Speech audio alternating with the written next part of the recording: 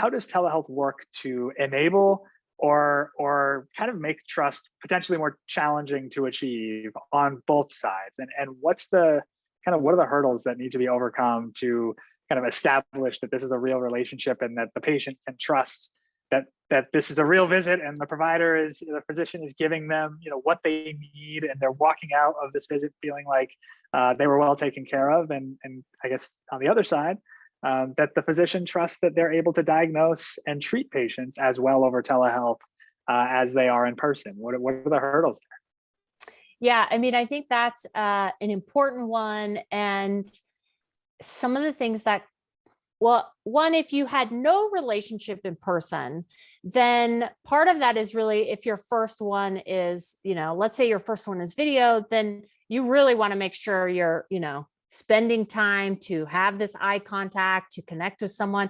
You don't want to be like this feels less personal, right? There are some really simple things, or everybody's like got their cameras like this. I'm like, what are you doing? This is not helpful, right? I mean, but that's oddly enough, you have to train that. It's not natural necessarily that people think about those things.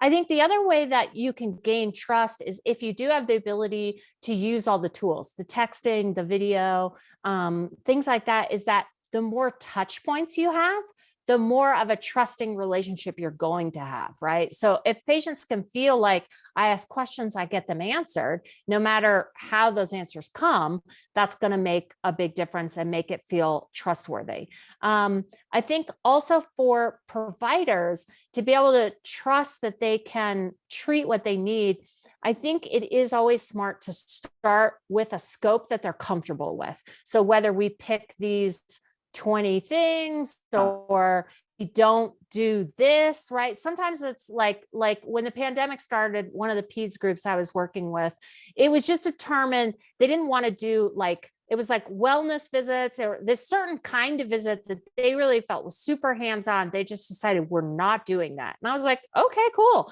Let's just not do that.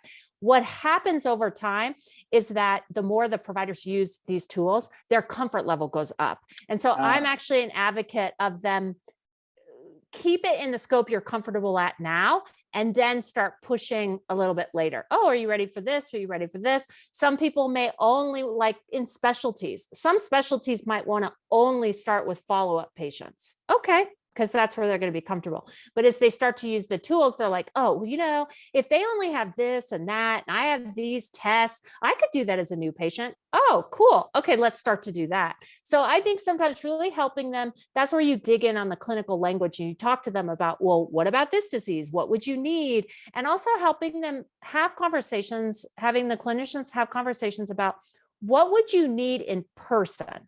And if they tell you everything they would need, then you figure out, can we actually give that to you remotely? And if we can't, then you're like, man, this one will be a little harder. I think if we approach it from that clinical mindset, it helps the clinicians be more relaxed.